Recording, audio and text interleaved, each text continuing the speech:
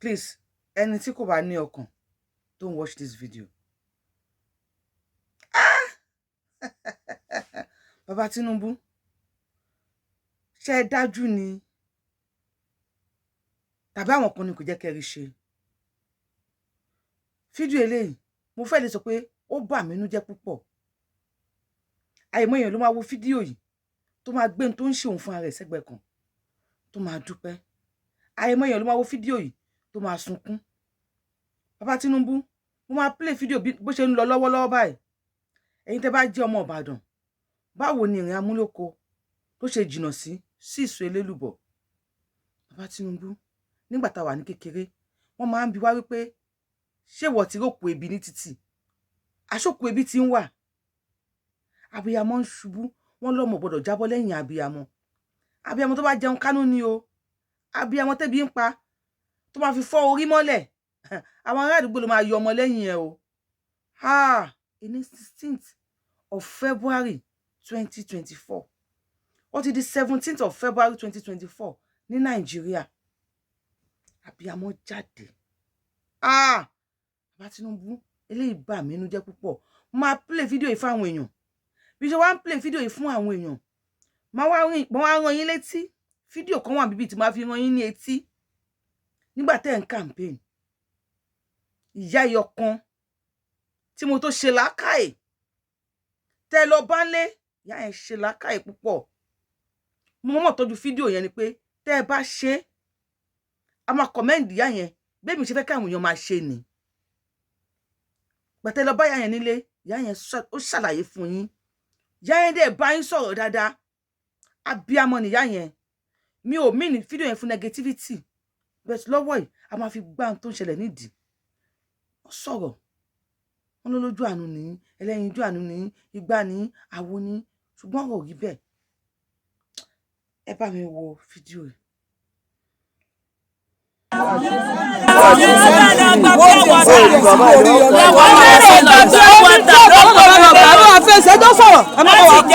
Owó tààtà rẹ̀ ẹ má bá wa ká. Àwọn tó lọ́wọ́ ló ṣubú tọmọtọmọ lẹ́yìn o.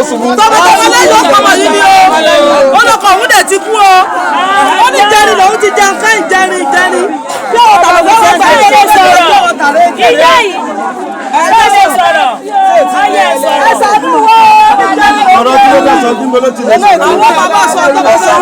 Ìgbà wo lè ṣe é? Ọ̀rọ̀ máa sọ̀rọ̀ pé láti jẹrin ló ti jẹun gbẹ̀yìn. Ó fẹ́ wá gbà mí bí ọ̀rọ̀ ìjàdàmúlẹ̀ tó láti jẹrin ti jẹun gbẹ̀yìn. Láti jẹrin ló ti jẹun gbẹ̀yìn. Ó fẹ́ wá gbà mí ọjà bí ọwọ́ tà látàmúlòkó ló ṣubú lulẹ̀. Àtọmọ mẹ́ta, ọmọ tó mú yàn láyà ẹ̀rọ ó nìyẹn kò jẹ́ nǹkan kan. Ó fèǹtì. Ó làwọn èèyàn tó fi rescue ẹ̀ ní ọjà náà dáwọ́ jọ fún un. Láti jẹrin ló ti jẹun gbẹ̀yìn. Nínú ọjà àbá ìṣòro òdìbò ló ṣubú sí ìdáwọ́ jọ fún tẹ̀wé. Ìdáwọ́ jọ fún tẹ̀wé. Àwọn ọmọ rẹ̀ ní kókó ní kọ́kọ́rọ́ àfún tó gbé fún tó mú àti mímú. Ọmọ rẹ̀ ní mú kókó lọ́wọ́ ìkókó. Ọmọ wúmà ẹni tó ṣubú lẹ̀ tó yọ lẹ́yìn ẹ̀. Àwọn ọmọ ẹ̀ náà ní àwọn ọmọbìnrin rẹ̀ bì àgbà ọlẹ́dí jẹ́kẹ́ àti sẹ́yìn rẹ̀ jẹ́kẹ́ sọ sókè ká sọ mọ́sùkú àgbà ọlẹ́dí jẹ́kẹ́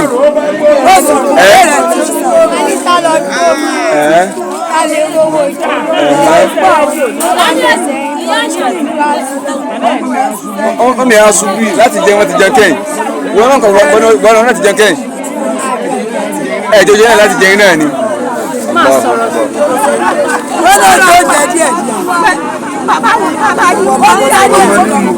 Bẹ́ẹ̀ni ẹ kọ́ bẹ́ẹ̀ni ẹ ti kú àwọn mẹ́ta tó mẹ́ta ẹ̀yìn mẹ́ta náà ni àbí ọmọ ní mu kókó yìí ṣe ẹ̀ mú dára ilé ìmọ̀ ọdún ọ̀dọ́ ṣubú wájú ọ̀dọ̀ wa ni ó ṣubú wájú ọ̀dọ̀ wa ni. Ṣí ẹ fídíò yìí kó kan bàbá Tinubu lára. Mo fi Ọlọ́run ọba bẹ̀yín. Even tó bá like mi, bá mi ṣí ẹ fídíò yìí. Ẹ bá mi ṣí ẹ kó kan lẹ́gẹ́ Miami. ẹ bá mi share fídíò yìí kó kàn lára. Ẹ bá mi share fídíò yìí kó kàn àwọn actors and actresses. Kí ó kàn gbogbo wọn ní ara. Ẹ bá mi share fídíò yìí kó kàn gbogbo àwọn aṣíwájú beggars lára. Àti gbogbo àwọn èèyàn tí wọ́n ní àwọn ló kàn. Wọ́n lè bá rí wípé kò sí èmi ló kàn mọ́ o. Ẹni tó kàn ló mọ̀ báyìí. Obìnrin tó ń fún ọmọ lọ́yàn ó láti jẹ ẹ̀rín lòun ti jẹun gbẹ̀yìn. I am very sure gbogbo alárí ọmọ yẹn tó ṣe mú kókó gbún gbún gbún gbún gbún. Ìyá yẹn kì í ṣe irú ọmọ ló yẹ kí èèyàn máa fún lọ́yàn. Torí kò sí oúnjẹ tó máa fún ọmọ yẹn. To me, mo kàn rò bẹ́ẹ̀ ni o, mi ò mọ bẹ́ẹ̀ yín ṣe rò. Mo believe pé torí kò sí oúnjẹ tó máa fún ọmọ yẹn ló ṣe ń fún ọmọ yẹn lọ́yàn. Ọmọ ti fagbẹ. Tó bá yígbà tó ń bọ̀ lójú ọ̀nà tó fẹ́ sọdá express lóyìn yẹn kọ. Tí káà tó ń bọ̀ tó tẹ̀ ń kọ́. Ẹ̀dẹ̀ ń share billions of naira. I am very sure Mecca tó ń bọ̀ yìí, many people ní ìjọba Nàìjíríà máa rán lọ sí Mecca, no máa lọ sí Hajj pẹ̀lú millions of naira. I am not here to against any religion. I am just telling you the facts and nothing but the truth. Jerusalem tó ń bọ̀ yìí, àìmọye èèyàn ló máa lọ sí, ló máa di JP through Nigerian government. Tẹ́ máa sanwó pilgrim wọn. Tó máa pilgrim àbí kí ló ń pè ìrìn àjò wọn lọ sí Jerusalem. Tí wọ́n máa lọ pilgrimage tí wọ́n máa lọ. Bàbá Tinubu, ṣẹ́yìn lẹ níkà ni àbáwọn kan ló dì yín lọ́wọ́ mú. Torí máa play fídíò ìyá kan. I kept that video not for negativity. Àwọn ọmọ ẹni ẹjọ́ ṣe di bẹ̀rẹ̀. Mo fẹ́ máa fi ìyá yẹn yan gan ni. Mo tí ìyá yẹn sọ, gbà tí tẹ̀lé bá ìyá yẹn lé. When you went to go and meet that mama, what she said, ìyá tẹ́ ń wò lẹ́gbẹ̀ẹ́ mi. Tí bàbá Tinubu lẹ̀ ń wò tí wọ́n jókòó ti ìyá yẹn lẹ́gbẹ̀ẹ́ yẹn. Nígbà tí wọ́n ń wá ipò àtagbára. Ẹ ń wọlé lọ bá àwọn ìyá yẹn. I am very sure pé ìyá tó sọ̀rọ̀ yẹn, máa play video wọn. Nígbà tẹ́ lọ bá wọn lé yẹn. Àti sin, ìyá yẹn ò máa ra dèríkà rice ní 200 naira o. The same price táwọn aráàlú tó kò ra dèríkà rice ni ìyá yẹn ra dèríkà rice. You know why I kept her video? Because she said the truth. Àwọn ọmọ wọn máa dé bá. But before we hear from that mama, Baba Tinubu, ẹ jẹ́ kí tún show video ẹlòmíì. Eléyìí pa mí lẹ́kún. But I want to show another video. Kí tó wá play video ìyá yẹn fún yín. Kẹ́ lè mọ̀ bó ṣe ń lọ ní Nàìjíríà. Ẹ bá mi share video kó kàn everybody lára, even if you don't like me. Torí owó ni, torí kíni, tó pẹ́ dẹ̀ lè share gan, tó pẹ́ máa thumb up ni, àbí máa tẹ love and like button, àbí máa comment, tó wáyé kí fídíò yìí kàn recommend ẹ̀. Kí gbogbo àgbáyé lè rí n tó ń ṣẹlẹ̀ sí wa nílẹ̀ Yorùbá. Pé a ti di àlìmọ́njìrí o, àti di oníbàárà ní ilẹ̀ Yorùbá. Ilẹ̀ Yorùbá ni a ti rí òkú ibi ní títì. Láwọn èèyàn ti ń ṣubú tọmọtọmọ lẹ́yìn. Signs and wonder. This is a sign of something. I believe this is a sign. Tó yẹ pé lóòótọ́ làwọn màláíkà gan wà tọ́lọ̀ máa ránṣẹ́. This will be a sign tó yẹ pé àwọn màláíkà náà máa bí wọn. Let's hear from this mama again. Ẹ dákun mi ò lójú yín o bí ẹ bá wà ní ọmọ yín. Èmi ò jẹ́ lọ́sàn-án ládàá ti jẹ́ nísìn. Àwọn ọmọ mi wọn rí sùkú. Ọmọ mi nínú ilé bá kúlé wọn rí sùkú. Ẹ̀yin sì jẹ́ gbogbo ẹgbẹ́ dá Nàìjíríà láàmú tó ń jẹ́ fi wọ́n, tẹ́pẹ́ fi wọ́n, táà fún oúnjẹ jẹ tí gbogbo nǹkan fún wọn báyìí tẹ́ fi mi alára. Ẹ rí mi ra dọ́jọ́ kú yín ni. Lọ́lá lápáta. Lọ́lá lọ́jọ́ sí lágbára jẹjẹrẹ. Lọ́lá ṣẹ̀ṣẹ̀ lágbára Òṣogbo. Ọmọ Òṣogbo lè mi o. Ẹ rí mi ra kú ni. Àwọn ọmọ mi lọ́jọ́ ọmọ mi lọ́rẹ̀ nínú ọ̀rẹ́ ṣe sùkú òróró fún wọn. Wọ́n á jẹ́ wọn lọ́dún mọ́lẹ̀. Èyí sì jẹ́ bí tẹ́ wà. Ẹ̀yẹ́ jẹ́ bí tẹ́ wà. Ẹ̀sìn yó ẹ̀rí Ọlọ́run. Ìgbà tí ìyá yìí ń sọ̀rọ̀, kó tó nípa play fídíò màmá àgbàlagbà yẹn. Ìgbà tí ìyá yìí ń sọ̀rọ̀, ṣẹ́gbọ́n tán sọ. Èèyàn kan sọ̀rọ̀ lábẹ́ ilẹ̀, bá kan sọ̀rọ̀. Mi ò bóyá ẹgbọ́n tó bá yẹn sọ. Bàbá yẹn ní ebi ń pa wọ́n. Ìgbà tí ìyá ti pa àwọn ọmọ mẹ́rẹ̀ẹ̀rin ni wọn lọ sùkúù. bàbá tó ń sọ̀rọ̀ lábẹ́lẹ̀ ń sọ pé ebi ń pa wọ́n, ebi ń pa àwọn ọmọ yẹn. In the other word, bàbá is trying to tell mama pé ọwọ́ sùkúù kọ́ ni tó wà nílẹ̀ yìí, ọ̀rọ̀ ebi ń pa wọ́n ni. Ọba Solomon mo ṣe wá fídíò ẹ̀. He predict kínní. Ẹ má bínú mi ò gbédè. Ó predict ẹ̀. Bí tó bá di 2024, èèyàn á padà máa ṣe èèyàn jẹ. Ìyá tó ṣubú lulẹ̀ yẹn, ọmọ ẹ̀ kékeré tó dúró sọmọbìnrin yẹn tó jákọ̀bí ẹ̀ yẹn, ẹ̀pọ̀ mú ti so sí láyà. Tí èèyàn kan bá gbà 200 naira kó fi lọ mú kókó, ṣé kò ní gbà? Á gbà. Wọ́n máa tọ́ ọ̀bọ̀ nídìí, wọ́n máa bá sùn. Ṣáyé táwọn ọmọ yín ń lò nìyẹn? Ṣé ìgbésí ayé tí àwọn ọmọ tí ń lò nìyẹn? Ó mà ṣe o. Ebi ń pa wọ́n. Tó bá yá, ṣé ìyá ò ní máa ta ọmọ? Ṣọ́mọ ò ní máa ta ìyá? Ìyá ò ní máa gbọ́mọ ṣògùn owó? Ọmọ ò ní máa gbéjà ṣògùn owó? Bàbá ńkọ́? Ọkọ ò ní máa lo ìyàwó? Ìyàwó ò ní máa lo bàbá lo ọkọ? Bàbá ò ní máa gbọ́mọ lọ? Á bímọ jù. Ẹni tó ṣubú lulẹ̀ 4 náà ló bí. Ìyá tó ń sọ pé ebi pa àwọn ọmọ òun sìn, 4 náà làwọn náà bí. Kí pa bí jù. Ṣé bí China àbí bo náà sọ pé president wọn ti ń sunkún jọ̀wọ́ pé káwọn aráàlú kí wọ́n bímọ, kán try kan bímọ sí dáadáa. Mo wò. I'm going to find that video. Máa mú wá sójú wo àwọn olólùfẹ́ mi. Now, Baba Tinubu, I am here to remind you of this mama. Tí mo believe pé àwọn nìkan, àwọn nínú ọ̀rọ̀ wọn kọ́kọ́ ṣẹlẹ̀. Ẹ tẹ́ bá ń wo, ẹ bá mi listen dáadáa sí. Ẹ bá wo fídíò yìí lọ́wọ́, ẹ bá mi listen sí nǹkan tí ìyá yìí ń sọ dáadáa. Mo máa ń sọ̀rọ̀ màmí. Baba Tinubu ni bàbá tó ń wá ṣàánú wa, ẹni tàwa ẹsẹ̀ ń tàwa ẹ̀dá kúrò Nàìjíríà ẹsẹ̀ ń tàwa bàbá ẹ̀dá kúrò ṣàánú wa. Kán bàjẹ́ ló kan ló dákun. Ń pa wá. Kò járí náà kò járí náà gbogbo kálukú ní ìṣòro tí wọ́n kọ̀ sí wọ́n kú ni. Kí ló dé ebi ni? Nígbà tẹ́yìn ṣe kò rí bẹ́ẹ̀. Of Lagos. Látẹ̀yìn ṣe kò rí bẹ́ẹ̀ ẹsẹ̀ gbogbo àánú ayé ní ọba ní ẹni tí ní ọba ní ẹni yọ̀ọ̀dà fún yọ̀ọ̀dà fún. Ẹ̀táyé ṣe ní ẹ̀dàkùn ayé tẹ wá tó sọ. Ó débẹ̀ báyìí bàbá o. Pẹ̀lú ògbó náà dárúkọ dáadáa. Ó sì ṣe oore fún ara ayé. Gbogbo Nàìjíríà ló sọ̀rọ̀ fún pẹ̀lú ògbó Ọlọ́run níbi òní pa wọ́n. Gbogbo àwọn ọmọ iléèwé tí wọn ò rí iléèwé lọ. Ẹ̀sánú wa ní tàwa, gbogbo ayé ní sunkún, bàbá tí ó ṣe ni o, bàbá tí ó ṣe ni o, bàbá tí ó ṣe ni o, bàbá tí ó ṣe ni o, ìyẹn ni o, ìyẹn ni o, òun ni ó ṣe o, òun náà ló ṣe o bàbá. Ògbó náà láyé wà ló bá, Tinubu náà ni àdùnmárì mọ́ tó sì yọ, kí ẹ bá kọjá wájú rẹ̀ báyìí. Wá sòwò fẹ́ dà. Wá sòwò fún ọmọ àgbàtàyè ṣe ó tayé ọ̀hún náà sí. Ó tún ayé náà sí. Gbogbo èlò sí pé Tinubu náà ní. Táyé ṣe ni. Gbogbo Ọlọ́run. Wá ṣàánú wa kẹ́ bá wa tó ní ayé wa.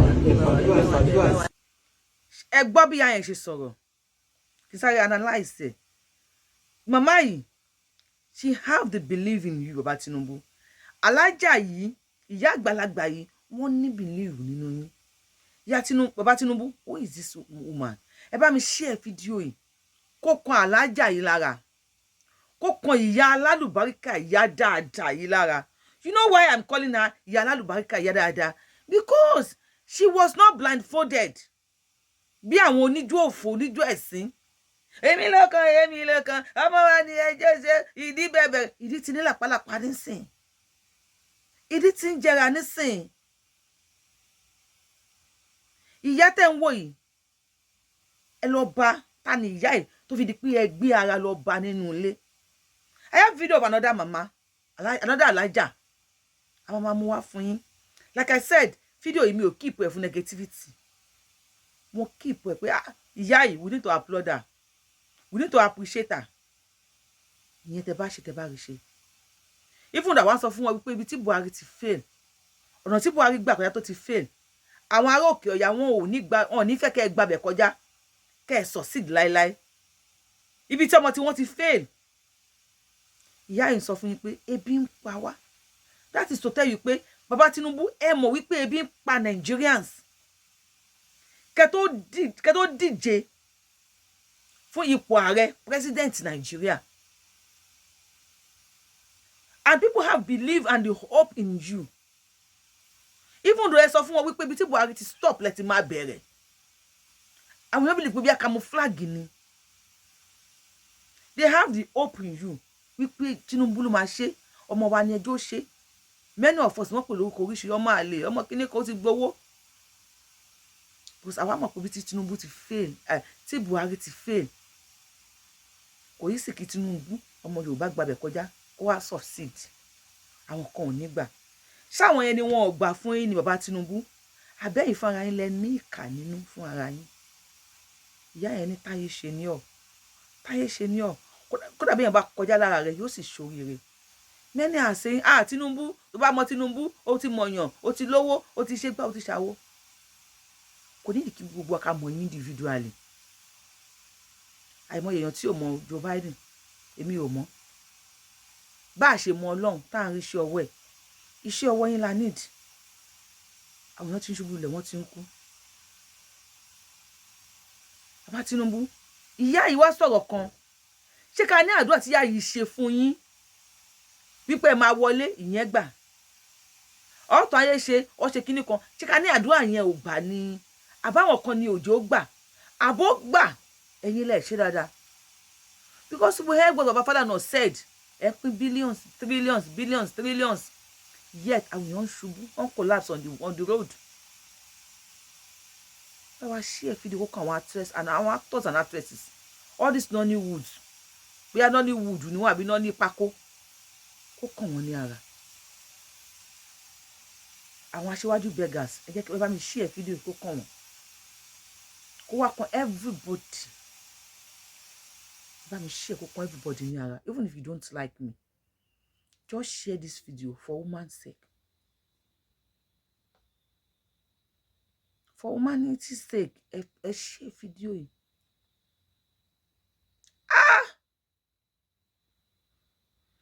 16th of February 2024. Better still, 17th of February 2024 in Nigeria. Different Guinean law time. Tinubu. Ìyá yìí, alájà yìí wá sọ̀rọ̀ kan láàrin yẹn. Ṣé ká sọ pé ìyá yìí ṣìnú ni? Àbí ká sọ wípé Ọlọ́run mọ̀ọ́mọ̀ ti ọ̀rọ̀ yẹn sí ìyá yẹn lẹ́nu. Wọ́n ní bàbá táyé ṣe, táyé yìí ṣe, tún Nàìjíríà ṣe. Ibi ń pa wá, wọ́n ń pa wá. So wọ́n ṣẹ̀ṣẹ̀ máa pààyàn kẹ́ tó débẹ̀ nìyẹn o. Ibi tí wá join ni ẹ̀ nísìn. Tinubu ní Buhari sọ pé you will miss me. You are now missing Buhari. Baba Tinubu, wọ́n sáré bèèrè quick question lọ́wọ́ àwọn tó ń wò mí.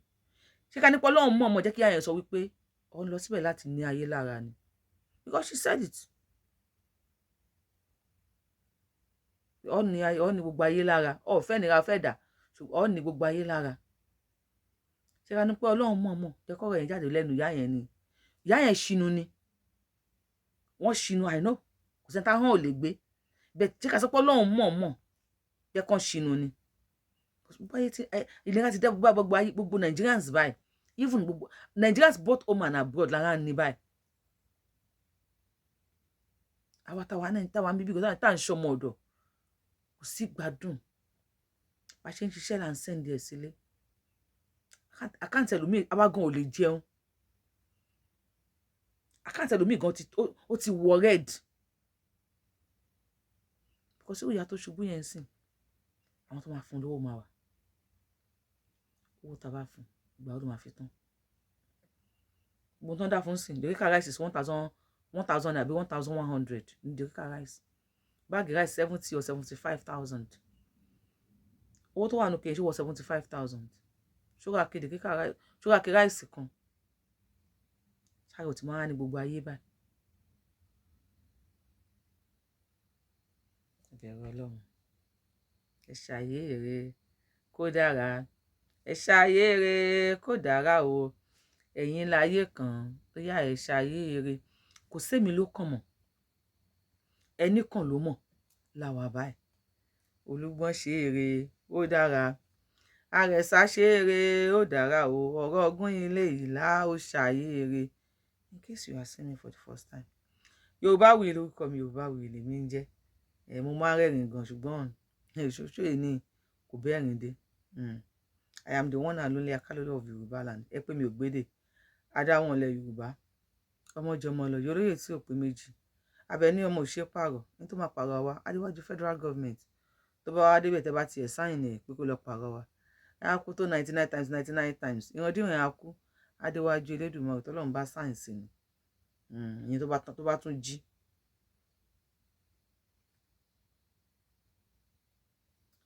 If you have not subscribed to my channel, YouTube and Facebook, just click on the subscribe button, hit the subscribe button, hit the notification bell yín lẹ̀ tó bá ti ń ṣẹlẹ̀. A máa mú wá fún yín tó bá ṣe ń lọ. Please share this video. Kó kan bá Tinubu lára. Share this video kó kan Alájà yìí ní ara. Wọ́n láti pe bàbá Tinubu again. We need her now. She just need to call Tinubu again.